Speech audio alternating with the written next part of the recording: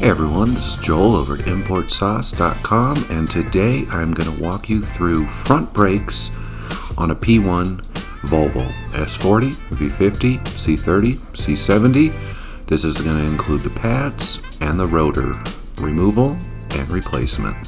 Stick around.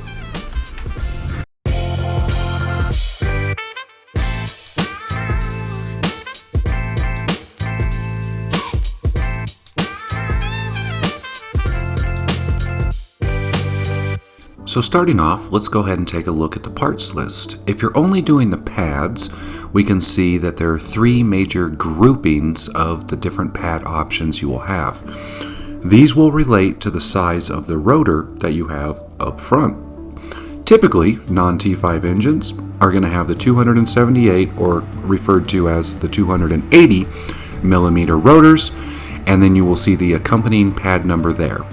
T5 engines, this includes all-wheel drive and front-wheel drive, is going to have the 300 millimeter rotors, and you will need the accompanying and correct size pads for that as well. The M66 engines did get the big brake kit, and those are going to have the 320 millimeter rotors up front, and you will need to make sure you get the correct size pads for that as well. If you're unsure, you can call your dealer, give them your VIN number, and they will tell you specifically which size front rotors you have, and then you will know exactly which rotors and pads to get. While these three groups are typically encompassing all the makes, you are still going to want to know that there are variations and certain models that do not fall into this. So be sure and check before you purchase and get going on your install. Next, let's look at the tools required to complete the job. 19mm socket is going to be for your lug nuts. If you have a lug nut lock or you're using non-standard size lug nuts, you may use whatever you're more comfortable or familiar with for your application. You're going to want your ratchet and your extension. This is going to be both for breaking the lug nuts and removing those, as well as the caliper bolts if you are going all the way through the rotor removal and replacement as well. A torque wrench, you're going to want to make sure that those lug nuts get torqued back to spec when you're all done. 15mm socket, that is going to be for the caliper bolts. Flathead screwdriver, we found that useful for prying the pads out, as well as that chatter reducing clip that was on the caliper as well. Caliper compression tool. While you can get away with a C-clamp for the front, we didn't have one large enough, so we just used our caliper compression tool. And lastly, your brake quiet grease for any of your metal-on-metal sliding parts. The first thing we do before jacking up is break the lug nuts. We have our 1/2-inch drive ratchet with our extension and a deep socket, 19mm, and we went ahead and just broke all of those bolts. That way when we get it up in the air, it will allow those lug nuts to come off nice and easy. The next thing we do is safely jack up the vehicle. We will use the jack points, and once we are high enough, we will place the jack stands. At that point, we will lower the jack, and then just for safety, I will pump up the jack just to create a secondary hold point.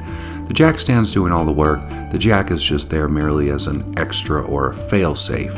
You never want to use strictly the jack alone. At this point, you can remove the 5 lug nuts that have already been broken, pull off your wheel tire assembly, and this will then expose our rotor and our brake caliper. Next, this angle is sticking your head inside the wheel well and looking down behind the rotor. We see our large 15mm impact socket on the top caliper bolt, and then just a few inches under that, you will see the second 15mm caliper bolt as well. You're going to want to go ahead and remove both of those, put those bolts aside, and that will allow the caliper to slide off. Keep in mind that you still have a brake line attached, so either have a bucket upside down to put your caliper on, or in our case, it was able to stretch around and rest up on top of the dust shield and the suspension bracket so that we weren't putting any stress on that brake line. Next, we slid the rotor off of the lug nuts. There's nothing holding it on except for the pressure of the tire when the lug nuts are torqued. If you're doing simply the brake pads, you can skip this portion of the video and pick back up in a few slides when we get into the pad replacement. If you are doing the rotors, the first thing we did was hold them up side by side, make sure that the 300mm ones that we ordered were in fact correct for the vehicle, checking thickness and just all around making sure that this was the accurate replacement part for the job. Next, simply slide your new rotor onto the lug studs. Now we can get started on removing the pads from the actual caliper. Flathead screwdriver, go ahead and just pry those guys out. Keep in mind that the inside pad, the one that is actually up against the piston, is clipped in. On these vehicles there is a hollow piston, and on the back of the brake pad there is a triangular or a three-pronged retainer clip that is going to hold the pad in. So be aware of that, and you may need some extra force above and beyond a standard brake pad that just sits in the grooves. Next, we want to prepare the caliper for the new brake pads. This is going to be by compressing the piston. First, to get our piston compression tool in, you're going to want to remove this clip. We started off with a flathead screwdriver, and then one side's out, you can pull the other side out and set that clip aside. That will give you full access to get either your C-clamp or your caliper compression tool into place.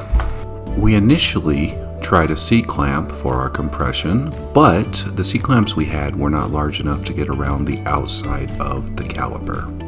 At that point, we went to the toolbox and grabbed our caliper piston compression tool, which will then be used to slide through the back of the caliper and compress that piston, making way for the new brake pad. For reference, the tool we are using is a Harbor Freight Maddox disc brake pad and caliper service tool. Specifically, it is a piston compression. The item number is 63264. About $50. Here we can see the tool in use. Using the old brake pad, we put it back into place so that when we use the compression tool, we are not damaging or etching out or scraping the new brake pad. From there, we turn clockwise and we watch the brake pad push the piston all the way back into the piston housing. Continue to turn until the brake pad is flush with the piston housing on the caliper, and at that point you will be able to unscrew and then remove the old pad. Next, let's get our brake lubricant, and we're going to place this on any metal on metal moving part. This is going to include the tabs on the pad, and sometimes you can even put it on the back of the pad where it is going to meet both the piston, and on the outside pad where it's just going to be resting inside of the caliper housing. Next, let's go ahead and insert our new pads both on the piston side. This may take a little bit of pushing, as we do remember we had those three-prong clips that go into the hollow piston. The outside, just drop it in and back it out, slide those retainer clips or those sliders into place just to make sure that everything is lined up and enough clearance to have it to go around your rotor. Next, you can fit your caliper back onto the rotor and be sure to align the bracket onto the back so that you can replace those two 15mm nuts, which will hold the caliper onto the hub assembly. Torque spec for those 15mm bolts are going to be 100 Newton meters or 73.75 foot-pounds of torque. Next, go ahead and replace that pronged clip back onto the caliper housing. Simply push one side of the prong into one hole, bend it up, and you can position the other side and insert that other side to make it fit snugly back onto the housing. Lastly, step back and take a look at a job well done. One thing we like to do is always check the positioning and spacing of the dust shield.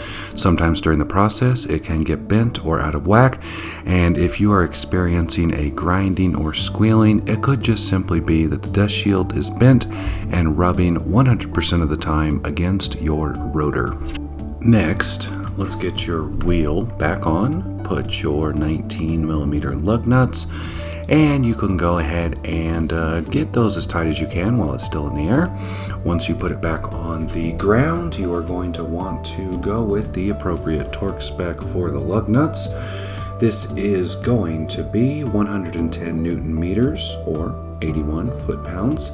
And if you are a 2009 and above model, then Vita actually changed the spec. It is 130 Newton meters, which is going to be 96 pounds of torque.